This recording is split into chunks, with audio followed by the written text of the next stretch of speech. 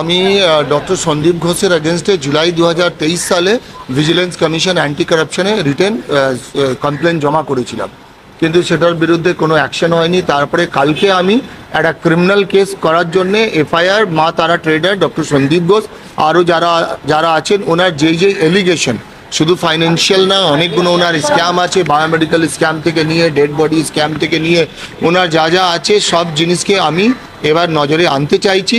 এটার জন্যে আজকে আমাকে হাইকোর্টে আসতে হলো এবং হাইকোর্টে আমি কেসটাকে ফাইল করলাম এবং আমি এক্সপেক্ট করছি কি জাস্টিস হবে, রায় হবে এবং আমি কেন্দ্রীয় কমিটি, আমি ইডি সিবিআই তাদের ইন্টারভেনশন চাইছি, যাদের এই র্যাকেটের সঙ্গে যারা জড়িত তাদেরকে এক্সপোজ করা হোক এবং আমি বাংলাকে সুরক্ষিত এদের থেকে মুক্তি করার জন্য এই আমার যুদ্ধটা আজকে শুরু করলাম।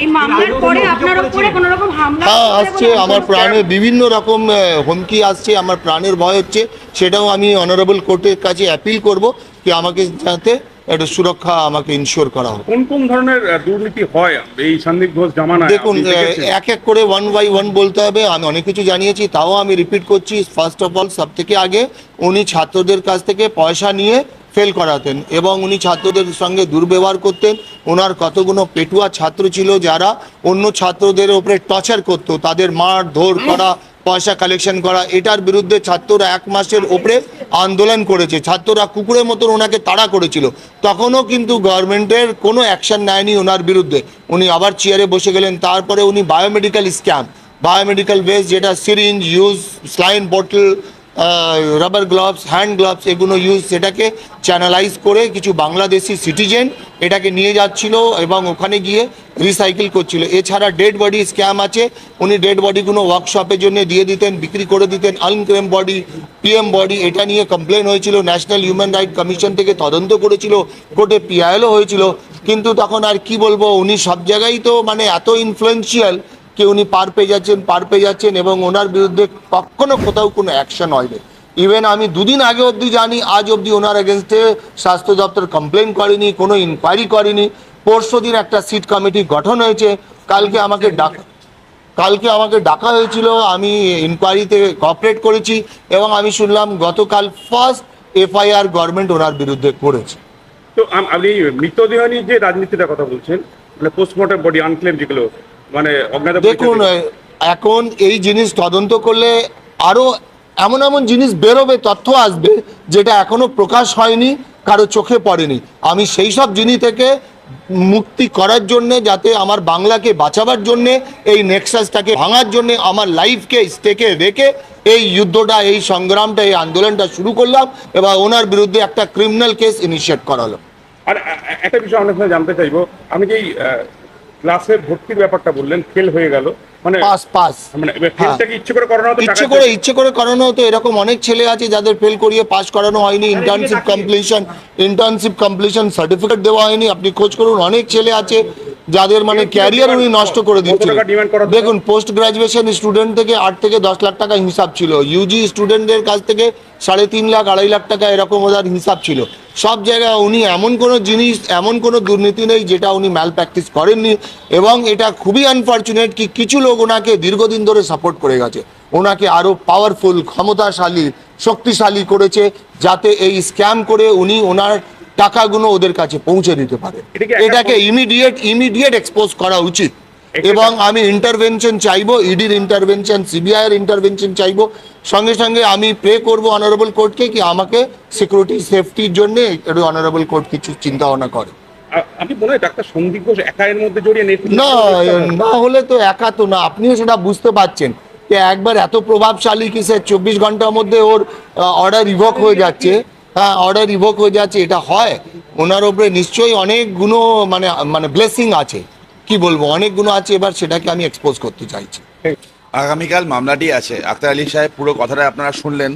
একটা জিনিস খালি বলা উচিত, আপনাদের প্রশ্ন ছিল না সবাই সব কিছু জানে কিনা, ওপরে কেউ আছে কিনা। একটা চিঠি আমার হাতে এখানে আছে, এটা পিটিশনের অ্যানেক্সারও আছে। অভিজিৎ কর্মকার বলে এক ভদ্রলোক, তার এক আত্মীয় অ্যাক্সিডেন্ট হয়েছিল, পরবর্তীকালে সে মারা যায়। তাকে জিজ্ঞেস না করে, অনুমতি না নিয়ে তার বডিটা অন্যভাবে ব্যবহার করা হয়, বিভিন্ন ল্যাবে ব্যবহার করা হয়, সেটাকে নিয়ে তিনি অভিযোগ জানান মুখ্যমন্ত্রীকে। কোনো ব্যবস্থা হয়নি। আক্তার আলী সাহেব and anti corruption branch Paschimbanga পুলিশকে কমপ্লেন জানিয়েছে, স্পেসিফিক কমপ্লেন উইথ এভিডেন্স, কোনো পদক্ষেপ হয়নি।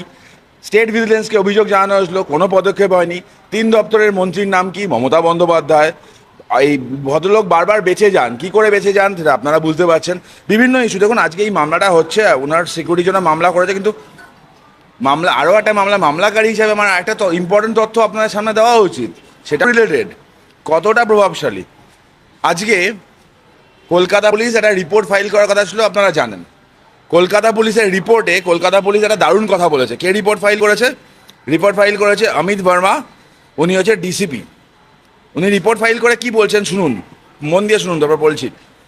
4A প্যারাগ্রাফে তিনি বলছেন, on 9th August 2024 at about 10 hours, মানে সকাল 10টায়, Tala police station received information from police outpost of RG Kar Medical College and Hospital, Kolkata, that a lady doctor, postgraduate trainee of RG Kar Medical College and Hospital, was found lying unconscious state at the seminar room of chest department on 3rd floor emergency building, and part of the body was uncovered. মানে 10টা 10-এ পুলিশকে inform করা হলো একটা lady আনকনসিয়াসভাবে পড়ে আছে। কারা inform করলো? ডাক্তাররা ইনফর্ম করলো। প্রশ্ন দুটো জাগছে, 10টা 10-এ লেডি, তিনি কি বেঁচে ছিলেন? যদি বেঁচে না থাকেন, ডাক্তারবাবুরা দেখে বুঝতে পারলেন না যে একজন জীবিত না মৃত? কি কভার আপ করার চেষ্টা করা হচ্ছে? তার সাথে এই কেসটাও লিঙ্কড। কীরকমভাবে লিঙ্কড?